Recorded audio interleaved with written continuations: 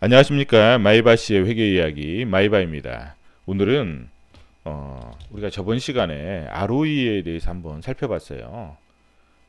ROE에 대해서 살펴봤는데 오늘은 그 ROE에 대해서 추가적으로 한번 더 깊이 있게 살펴보고 두 번째는 ROA에 대해서 한번 살펴보겠습니다. 우리가 저번 시간에 배운 것은 이쪽이에요. 이쪽 부분을 다 배웠어요. 이쪽 부분을 다 배웠고 오늘은 배워야 될 건 이쪽 부분이에요. 이쪽 부분. 자, 이쪽 부분을 배울 거예요. 그래서 저번 시간에 배운 것은 따로 설명을 안 드릴 거예요. 그렇기 때문에 오늘 처음 이 동영상을 접하시는 분들은 ROE에 대해서 한번 더 강의를 들으신 다음에 이 부분을 보시는 게 이해가 빠를 겁니다. 자, ROA는 뭐예요? ROA는 그 산식을 보시면 분자가 당기순이익이고 분모가 총자산이에요. 그쵸? 자, 당기순이익은 어디에 있어요? 손익계산서에 있죠. 손익계산서. 그쵸? 손익계산서에 있고 총자산은 어디에 있어요? 자산. 여기 있잖아요. 그쵸? 자산. 여기. 왜 총자산으로 했어요? 자본을 우리가 순자산이라고 하잖아요. 순자산. 거기에 대한 대비되는 개념으로 하는 거예요. 자산에서 부채 빼면 자본. 순자산이라고도 하고 자기자본이라고도 해요. 그쵸? 자기자본. 이거는 자산이라고 하도 그래서 총자산이라고 총을 붙이는 거죠. 자본하고 구분하기 위해서. 그래서 ROE는 뭐예요? 순자산 수익률이라고 하고 ROA는 총자산 수익률이라고 하는 거예요. 그래서 이 산식을 풀어 쓸 수 있어요. 이런 식으로 매출액분의 당기순이, 그렇죠? 또 총자산분의 매출액, 이런 식으로. 왜냐하면 이거 서로 약분이 되잖아요. 분모하고 분자하고 서로 약분이 되죠. 그렇기 때문에 총자산분의 당기순이익만 남죠. 당기순이익, 이 매출액은 뭐예요? 매출액 수익률. 자, 매출액 총자산은 뭐예요? 자산 회전율. 어디서 많이 봤죠? 여기서 많이 봤잖아. 매출액 수익률, 자산 회전율. 이게 뭐예요? ROE예요. ROE. 즉 ROE는 ROA에다가 곱하기 뭐예요? 1 플러스 부채 비율이라는 거예요. ROA 곱하기 1 플러스 부채 비율이 뭐예요? ROE다.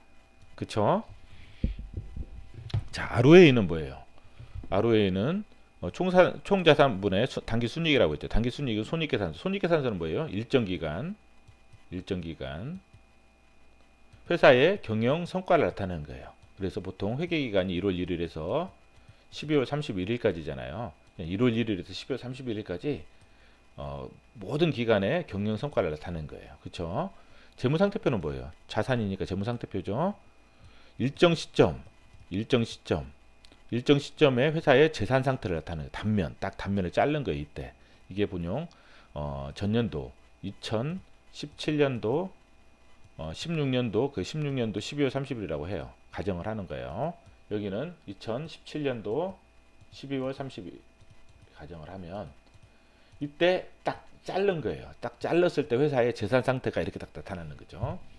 어때요? 이거는 일정 시점이고 이건 일정 기간이고 서로 비율을 구할 수가 없잖아요. 하나는 시점이고 기간이고. 그러면 이거를 갖다가 일정 시점을 기간으로 표시되려면 이 자산하고를 뭐예요? 연평균 만들면 되죠. 연평균. 그래서 이 자산을 더해서 나누기를 딱 하면 돼요. 자산 더하기 플러스 자산해서 2로 나누면 연평균이 나오죠. 그럼 기관화 되잖아요. 그러면 이 자산은 연평균이라고 생각하시면 돼요. 그래서 항상 재무상태표하고 손익계산서의 비율을 구할 때는 서로 섞어진 비율 있죠. 손익계산서와 재무상태표가 섞어진 비율을 구할 때는 항상 재무상태표는 기간으로 연평균으로 구하는 거예요.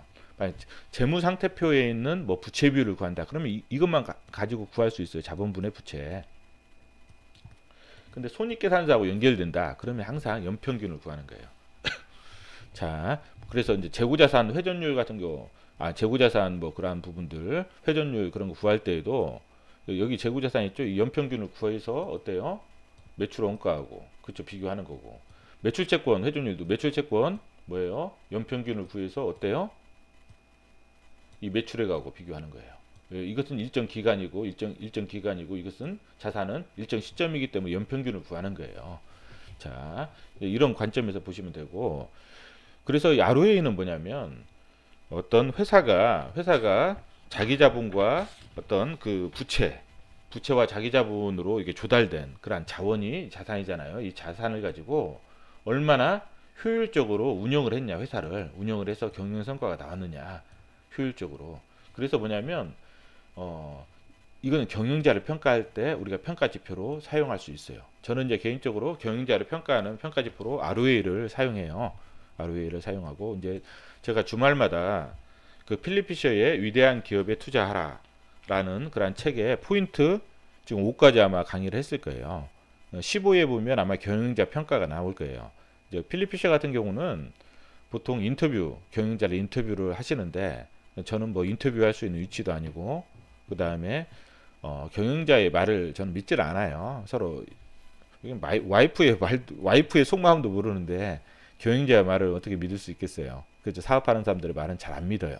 안 믿기 때문에 숫자를 보고 판단해요. 저는 개인적으로 숫자를 보고 기업 방문도 잘 안 하기 때문에 저는 뭐 전화는 한 번씩 하고 방문도 안 하기 때문에 숫자를 보고 판단해요. 그래서 이제 ROI 첫 번째 보통 한 7가지 보고 판단하는데 ROA, 그 다음에 지분율도 막 50% 넘어가는 그런 지분율도 좋아하지 않아요. 그리고 10% 이하도 좋아하지 않고 중간이 좋아야죠. 중간이. 그리고 그 지배 구조에 보다 보면 상장 회사인데 뭐 지분율 괴리도가 큰 거. 저번에 지분율 괴리도는 설명했죠. 그런 큰 것은 별로 안 좋아해요. 이런 부분들. 지분율 괴리도가 크면 경영자가 아무리 선한 경영자를 하더라도 본인의 이익으로 이익에 의해 맞출 수 있기 때문에 이제 경영자의 어떤 성과 악의 문제가 아니라 시스템의 문제라는 거예요. 그 다음에 세 번째는 배당이에요. 배당인데 이 배당은 많이 주고 쪼개주는 게 중요한 게 아니라 배당을 주느냐 안 주느냐. 설령 그 업황이 안 좋고 기업이 실적이 안 좋았을 때조차도 약간이라도 정말 약간이라도 어떤 소액주주와 이익을 공유하려고 하는 노력이 있느냐. 그리고 경영이 악화됐을 때 경영자 본인은 안 받고 소액주주에게는 주는 차등 배당은 또 저는 경영자에게 높은 평가를 주고요. 그 다음에 어떤 과거 이력을 보다 보면 횡령이라든지 주가 조작 이런 부분들이 있으면 그 경영자는 이제 별로 안 좋게 보거든요. 지금 견미리 씨 남편 같은 경우 주가 조작 세 번째잖아요. 왜 그러냐면 한번 해본 사람들은 계속 할 수밖에 없어요. 제 친구 중에서도 좀 뭐 코스닥 상장 회사를 인수해서 주가 띄우고 막 팔고 이런 친구들이 있는데 한 2명 정도 있는데 검찰 조사를 받더라도 계속 하는 부분이 뭐냐면 이 부분이 한번 되면 수익이 좋거든요. 그리고 우리나라는 페널티가 적어요. 경제사범에 대해서. 그렇기 때문에 어때요? 계속 할 수밖에 없는 유인이 되는 거예요. 돈 벌기가 편하기 때문에 한번 그게 익숙해졌기 때문에 일반인의 생각으로는 뭐 검찰 조사 받고 뭐 교도소 가고 뭐 이런 부분에 대해서 되게 뭐 도덕적으로 좀 되게 부담을 느끼지만 또 한번 해본 사람들은 뭐 거기에 큰 부담을 안 느끼더라고요. 그리고 이제 뭐 나이가 너무 많다, 고령이다 그런 경우에도 별로 안 좋아요. 왜냐하면 상속 증여 문제가 걸리기 때문에 상속 증여 문제가 걸리면 어때요? 주가가 적어야 세금이 적잖아요. 그렇기 때문에 정체가 될 확률이 크거든요. 그리고 너무 어려도 너무 그 위기를 경험을 안 해봤잖아요.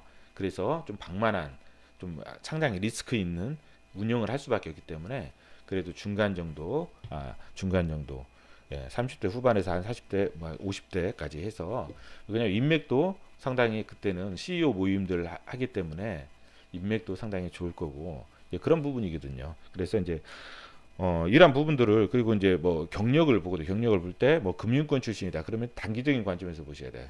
왜냐하면 금융권 출신들은 보통 회사를 인수하고 좀 많이 가치를 띄운 다음에 팔려는 의도로 인수하기 때문에 이제 보통 이제 금융권 출신이다. 그런 경우에는 단기적인 관점에서 좀 접근을 하고 이제 그쪽 관련 업종에서 근무했던 사람이다. 그러면 좀 장기적인 관점에서 보고 예, 이런 식이죠. 그리고 이제 뭐 스톡 옵션이라든지 이런 부분을 너무 남발한다. 그런 것들은 예, 그런 부분들도 보고. 그래서 경영자를 제가 볼 때에는 한 7가지 정도 이렇게 보거든요. 이제 보는데 그래서 이제 뭐 회사 뭐 경영자의 말을 그렇게 신뢰하지는 않아요.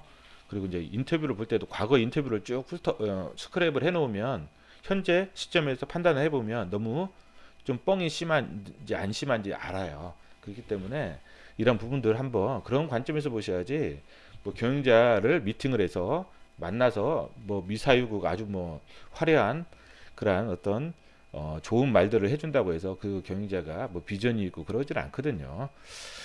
자, 그 다음에 오늘은 그 가치 투자 관점에서 본 재무제표 분석 이상봉 제주도 교수님이 쓴 책을 위주로 해서 ROE에 대해서 한번 살펴볼게요. 우리가 저번 시간에는 그 황희석 서울대 교수님이 쓴 CF 강의 노트의 내용을 보고 한번 살펴봤어요. 제가 여기서 책을 이렇게 설명하는 이유는 출처를 밝히기 위해서 설명하는 거지, 뭐 책을 홍보하기 위해서 설명하는 건 아니에요. 왜냐하면 이 교수님들이 쓴 책이잖아요. 근데 제가 막 제 어떤 지식인 양 말하기에는 좀 그래서 이 부분은 뭐냐면 출처를 밝히기 위해서 설명하는 거지 어떤 책을 홍보하기 위한 건 아니에요. 제 구독자도 얼마 없잖아요. 그렇기 때문에 뭐 출판사에서 뭐 마케팅 용도로 책을 주지 않아요. 그렇기 때문에 절대 과거에 읽었던 책들이고 이제 그런 부분이기 때문에 설명을 하는 부분이고 절대 어떤 책을 홍보하는 목적이 아닙니다. 자, 이제 이때 보면 ROE가 어때요? 이게 이런 식으로 나눌 수 있다고 했잖아요. 매출액 수익률, 자산 회전율 곱하기 1 플러스 부채 비율. 그렇죠. 매출액 수익률, 총자산 회전율, 재무 레버리지. 이건 부채 비율은 재무 레버리지라고 이렇게 표현을 해요. 이걸 두퐁 등식이라고 해요. 두폰이라는 회사가 ROE 분석할 때 보통 이렇게 분리를 해서 분석을 해요. 그래서 두퐁 등식이라고 용어가 나온 거예요. 자, A라는 회사는 B라는 회사가 둘 다 ROE가 20%예요. 근데 A라는 회사는 구성이 매출액 수익률이 10%, 수익률이 높죠. 매출액 대비 단기 순이익이 상당히 높다는 거예요. 그렇죠? 그다음에 이익률이 높다는 거죠. A라는 회사는 이익률이 높아요. 이익률이 높고 뭐예요? 자산 회전율 1회, 재무 레버리지는 2. B라는 회사는 어때요? 매출액 수익률이 아주 낮아요. 마진율이 적다는 거죠. 회전율이 높아요. 그리고 재무 레버리지가 높아요. 그러면 이 교수님은 비기업은 마진이 적고 많이 파는 박리담회다. 그래서 별로 안 좋은 회사다. 이렇게 설명을 해요. A 기업이 더 좋다. 이런 식으로. 이제 이렇게 설명하는데 이제 제가 한번 관점을 달리 해보면 이게 박리담회라는 건 맞잖아요. 박리담회인데 저는 이 추이를 보시면 혹시라도 추이가 회전율이 더 높아지고 그쵸? 재무 레버리지가 좀 줄어들고 회전율이 높아지는 내년에 그러면 이 회사도 좋다고 봐요. 저는 이제 워렌 버핏 같은 경우는 뭐냐면 사람들이 지속적으로 필요로 하는 어떤 제품이나 그 서비스를 어떤 저가에 우리가 구매를 해서 저가에 판매하는 기업 있잖아요. 이게 어떻게 보면 이것도 하나의 경제적 혜자를 가지고 있다 해가지고 좋은 비즈니스 모델이라고 보고 있어요. 그래서 뭐냐면 어떤 사업 구조를 정확하게 한번 판단을 해봐야 되겠죠.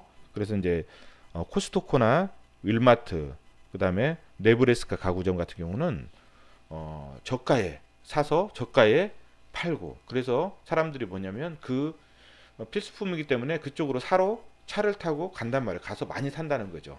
그렇기 때문에 회전율이 높아요.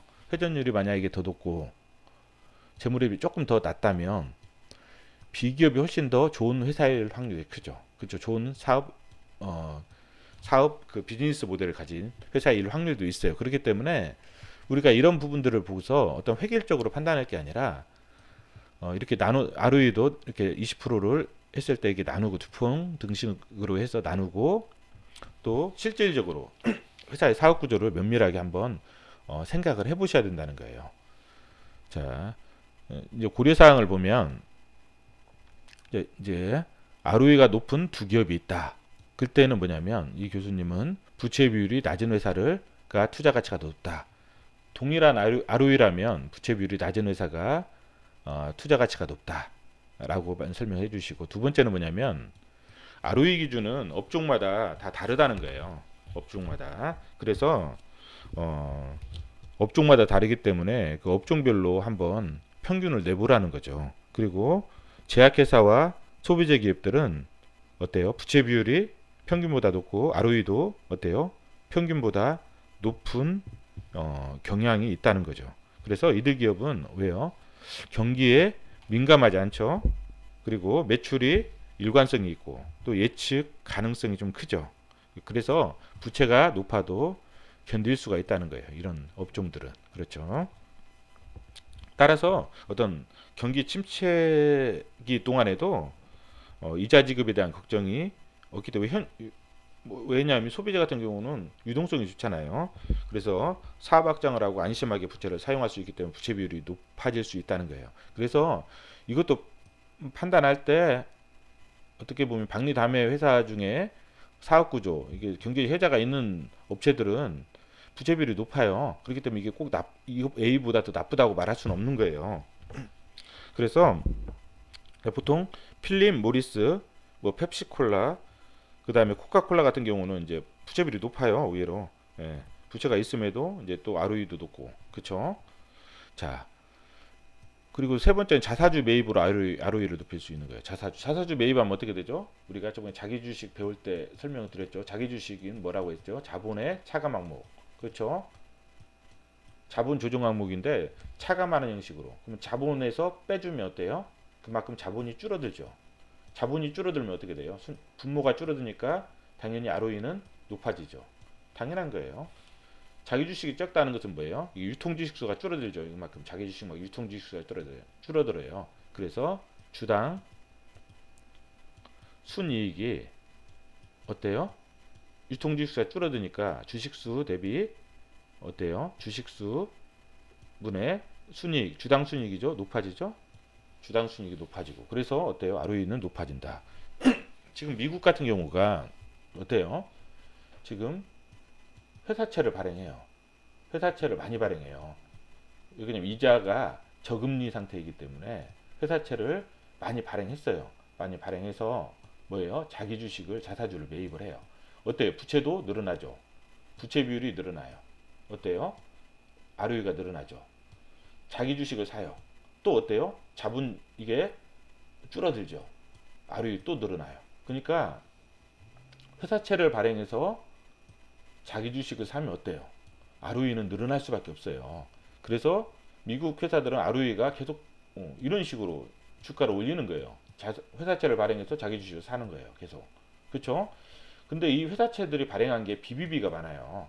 BBB가 아주 안 좋은 거죠. 등급이 안 좋은 회사. 이게 상당히 지금 많이 50% 정도까지 쌓였다고 하더라고요. 지금. 그래서 상당히 안 좋다는 거예요. 지금 미국이. 그래서 우리가 이제 그 2008년도는 CDO가 문제가 됐잖아요. CDO. 뭐냐면 모기지, 우리가 개인들의 모기지, 개인들의 어떤 모기지론. 모기지론을 갖다가 뭐예요? 부채를 담보로 해서 또 부채를 발행하는 거죠. 그렇죠? 파생 상품을 발행하는 거예요. CDO가. 그렇죠? 부채를 기준으로 해서 또 부채를 발행하는 거죠. 파생 상품을 더 많은, 그렇죠? 더 크겠죠. 이거는 이렇게 해서 신용 창조를 하는 거죠. 근데 CLO는 뭐냐면 BBB 이 채권들을 모아서 CLO는 이 채권을 이 부채를 기초로 해서 또 파생 상품을 발행하는 거죠. 부채를. 이게 상당히 많은가 봐요. CLO가. 정확하게는 모르겠는데 이게 좀 그런 것 같아요. 그래서 만약 미국에서 한 2020년도 2기가 되면 이 CLO 즉 회사채가 문제가 되지 않을까 그런 예상을 하는 분들이 좀 있는 것 같아요. 그래서 이런 부분도 한번 검토를 해보시고 그리고 ROE는 그 경기 순환을 따르면서 기업의 이익 증감에 따라 변한다. 당연한 거죠. 이게 당기순이익이 증가하면 ROE도 증가하고 그렇죠. 이게 분자기 때문에 그렇죠. 이게 감소하면 당연히 감소하고 그래서 높은 이제 ROE를 보이는 게 보통 유통업체나 자동차 부품업체 같은 어떤 순환형 기업의 이제 이 높은 어떤 그 ROE를 나타낸다. 이럴 때 이제 주의를 해야 된다는 거죠. 왜냐하면 경기가 좋아서 또 호황일 때는 어떻게 호황기에 찍혀진 거란 숫자를 가지고 ROE를 판단하면 높게 나올 수밖에 없어요. 그런데 사람들이 그 높게 나온 호황 때 ROE를 가지고 계속 미래에도 이런 ROE가 찍힐 것 같다라고 예상을 하면 나중에 실수를 할 수 있다는 거죠. 그래서 그러한 예측을 하는 실수를 저지르지 말자. 왜냐하면 경기는 변동하기 때문에. 자, 그리고 인위적인 ROE 부풀리기 한번 검토를 해보시라는 거예요. 왜냐하면 이 당기순이익은 기타 손익이 있잖아요. 영업이익에서 이거는 뭐예요? 자산 처분이익도 들어갈 수 있다는 거예요. 자산 처분이익. 이런 부분들. 그 다음에 뭐예요? 일시적인 그런 비용들이 들어갈 수 있기 때문에 뭐예요? 이것은 인위적인 ROE 부풀리기를 검토하라는 거예요. 그렇죠? 뭐야, 지분법 평가 이익도 들어가잖아요. 지분법 평가 이익. 그 삼성 바이오로직스. 그렇죠? 근데 어때요? 영업이익이 아니기 때문에 그건 상관없잖아요. 그렇죠? 이건 그래서 우리가 일시적인 그런 이익들을 뭐예요? 제거를 해주고 ROE를 이제 구하는 연습을 하셔야 된다는 거죠. 그렇죠? 오늘은 저번 시간에 우리가 ROE를 배웠는데 그 시간에 이어서 ROE를 좀 더 한번 더 생각을 해봤고 또 ROA에 대해서도 한번 생각을 해봤습니다. 예, 오늘은 이상입니다.